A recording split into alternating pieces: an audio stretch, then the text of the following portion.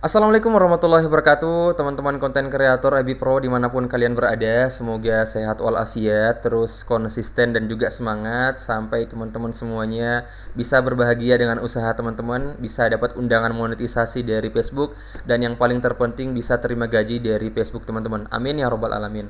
Karena ya seperti yang saya sudah katakan sebelumnya ya di konten-konten sebelumnya, bahwasanya terima gaji dari sosial media, dari Facebook itu rasanya berbeda teman-teman ketimbang kita kerja misalnya di sawah, di kebun ataupun di kantor. Itu rasa bahagianya itu berbeda teman-teman. Jadi semoga teman-teman juga bisa merasakan kebahagiaan itu ya. Amin ya robbal alamin.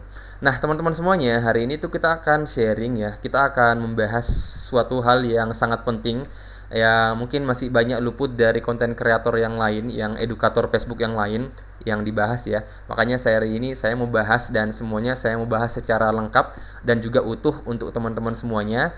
Dan di sini saya tidak menggurui, tidak mengajari teman-teman, tapi lebih ke sharing ya, berbagi, karena mungkin saya yang lebih di luar terjun daripada teman-teman semuanya. Ada teman-teman yang betul-betul mungkin baru mulai dari nol menjadi seorang konten kreator. Semoga kita bisa menjadi partner untuk terus berbagi dan juga sharing. Nah, teman-teman semuanya, langsung saja ya kita bahas hal yang penting itu apa sih.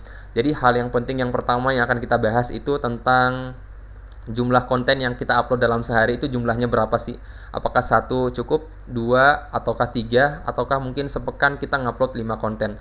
Nah, ini kita akan bahas karena mereka edukator Facebook itu kan berbeda-beda ya ngasih tanggapan. Nah, di sini saya akan juga memberikan tanggapan saya, dan juga saya akan berikan juga datanya ya kepada teman-teman semuanya. Kemudian yang kedua yang akan kita bahas adalah penggunaan hashtag ketika kita ngupload sebuah konten. Seberapa penting sih penggunaan hashtag itu, kemudian apa pengaruhnya terhadap konten yang kita upload dalam menggunakan hashtag, dan strategi penggunaan hashtagnya seperti apa. Nah, ini kita akan juga bahas teman-teman. Kemudian yang ketiga yang akan kita bahas juga adalah seberapa penting sih yang namanya interaksi itu.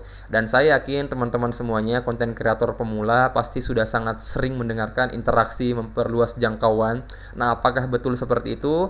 Kalau memang betul seperti itu, bagaimana caranya interaksi yang benar? Nah, ini masih banyak yang melakukan kesalahan dalam hal interaksi ini. Nah, kita akan bahas tuntas ini juga teman-teman.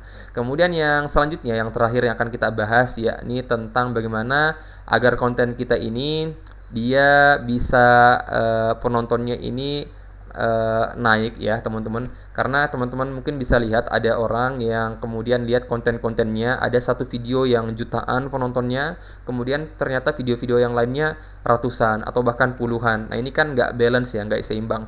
Nah, bagaimana caranya supaya penontonnya ini seimbang ya, di angka ribuan atau bahkan sampai ratusan ribu. Nah, kita akan bahas teman-teman. Nah, kita akan bahas poin yang pertama dulu tentang jumlah upload dalam konten kita dalam sehari di Facebook itu berapa sih bagusnya.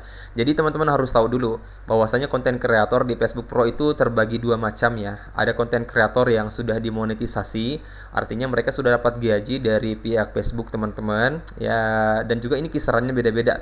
Ada yang sampai $1.000 ya, $1.000 itu kayaknya sampai 16 jutaan ya, $2.000 berarti 32 jutaan ya.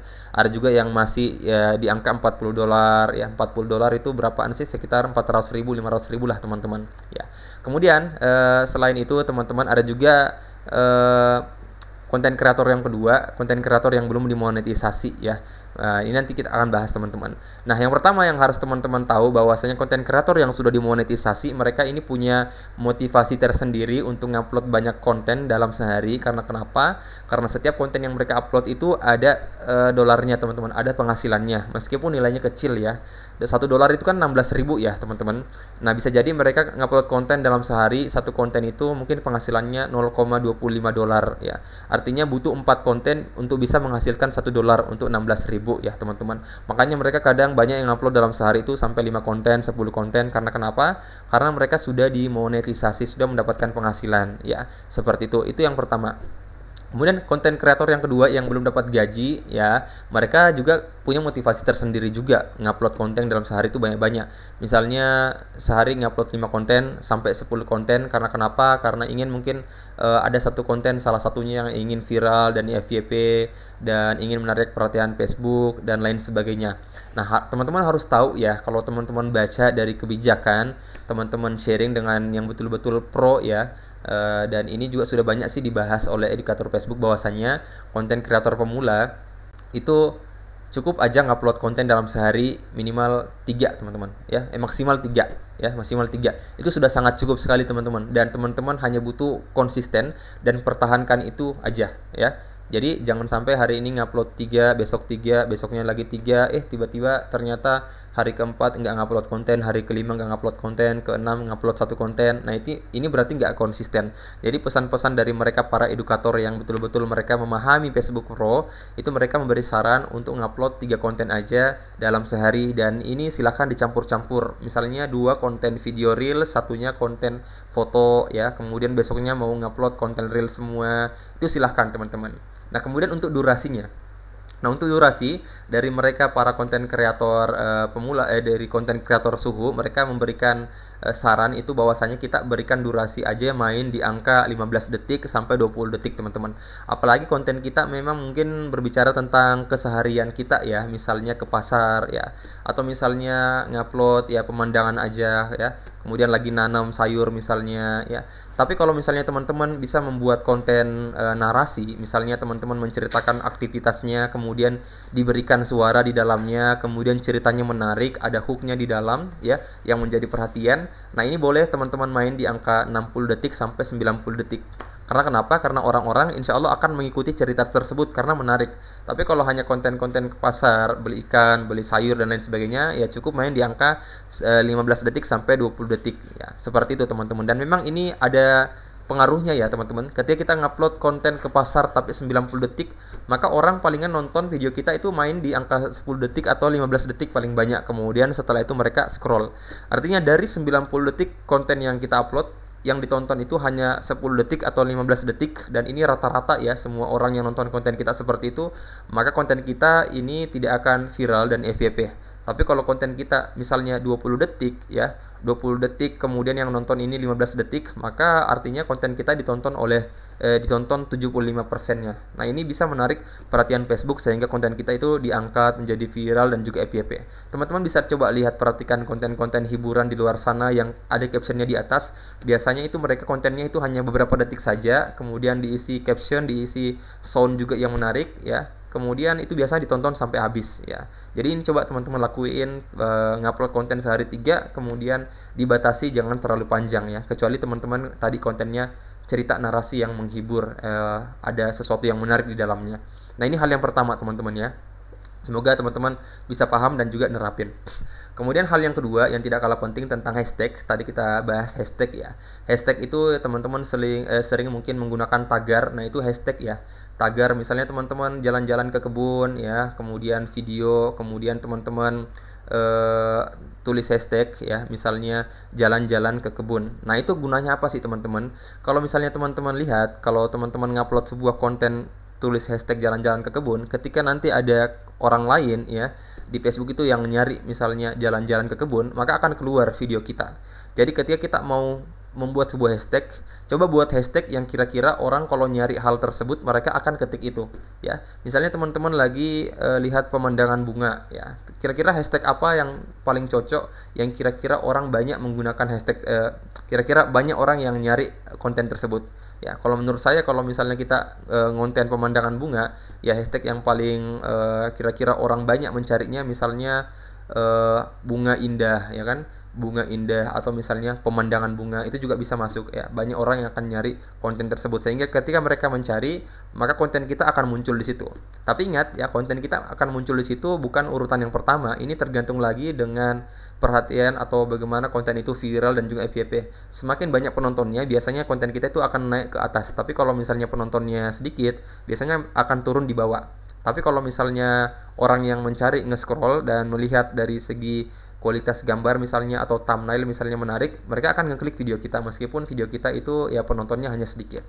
Nah ini penggunaan hashtag ya teman-teman, usahakan hashtag sama postingan video kita ini dia nyambung ya, jangan beda. Kemudian penggunaan katanya memang betul-betul yang banyak dicari oleh orang, itu yang kedua. Kemudian hal yang ketiga yang tidak kalah penting tadi tentang interaksi teman-teman.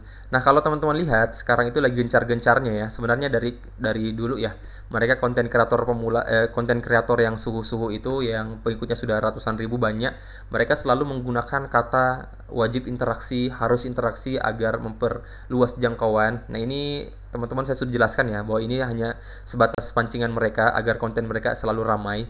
Biasanya juga mereka ngupload sebuah foto, kemudian mereka memperlihatkan bagaimana mereka nyawer, misalnya konten kreator pemula, dikirimin bintang ratusan atau bahkan ribuan. Nah, setelah itu ya ramai lagi komentarnya. Nah, ini pancingan mereka agar konten mereka ramai, dan kalau konten mereka ramai itu bisa viral ya, bisa FYP, dan kalau viral di FYP maka penghasilan mereka dari situ dapatnya, teman-teman. Jadi mereka ini memperalat konten kreator pemula dengan cara-cara pancingan, wajib interaksi, harus interaksi, dan lain sebagainya. Nah, teman-teman, cara interaksi yang benar adalah dengan cara kita berinteraksi di akun atau konten kita sendiri. Kalau misalnya ada orang yang berkomentar di konten kita, maka kita balasin komentarnya, kita like komentarnya. Nah, ini interaksi yang benar, teman-teman, yang harus kita lakukan. Bukan malah kita ke akun-akun para suhu, kemudian kita interaksi, ngabisin waktu di sana, ngabisin energi, ngabisin kuota. Jadi jangan stop ya, stop lakukan hal itu, karena itu hanya pembodohan, teman-teman semuanya. Kalau teman-teman nggak percaya, coba teman-teman cek akun teman-teman yang sering melakukan interaksi, apakah ada kaitannya, apakah teman-teman otomatis kontennya langsung viral di FYP. Pasti enggak, semuanya harus memang konten kita betul-betul menarik ya, teman-teman. Nggak ada pengaruhnya dari interaksi. Kalaupun interaksi yang dimaksud itu adalah interaksi kita dengan orang yang komentar di konten kita. Kemudian kalau misalnya teman-teman mau interaksi di akun orang di luar akun kita sendiri, silahkan. Tapi di konten-konten mereka para pemula. Karena kenapa ya? Karena kita saling mendukung ya. Mereka butuh interaksi di komentar channel konten mereka, maka kita interaksi di situ. Kalau mereka misalnya tahu kalau kita konten kreator pemula juga yang butuh interaksi, biasanya mereka melakukan hal yang sama. Akhirnya follow to follow, kemudian saling like konten, saling komentar. Nah, ini silahkan, boleh ya, sesama konten kreator pemula. Dan ini memang harus kita lakukan, teman-teman. Jangan berusaha jalan sendiri ya, teman-teman. Harus punya teman. Kemudian itu hal yang ketiga ya, tentang penggunaan interaksi. Saya nggak perlu panjang lebar karena sudah banyak dibahas sebelumnya. Kemudian hal yang keempat yang harus teman-teman pahami, bagaimana cara konten kita ini dia nggak ada view-nya yang betul-betul naik sampai jutaan, kemudian ada konten kita yang anjlok sampai puluhan. Nah, bagaimana supaya terus kemudian perkembangan penontonnya ini seimbang ya. Bagaimana caranya? Jadi teman-teman harus yang bisa mempelajari strategi ya, harus bisa membaca situasi dan suasana. Maksudnya seperti apa? Kalau misalnya teman-teman membuat sebuah konten dan kemudian di situ viral, penontonnya sampai jutaan ya, teman-teman perhatikan kira-kira ini konten saya yang disuka oleh orang ini bercerita tentang apa ya? Oh, teman-teman pelajari, ternyata mereka suka konten yang seperti ini. Ternyata mereka ini penonton suka konten-konten saya kalau saya buat konten seperti ini ya. Yang penting yang tidak melanggar ya, teman-teman ya. Yang penting tidak melanggar.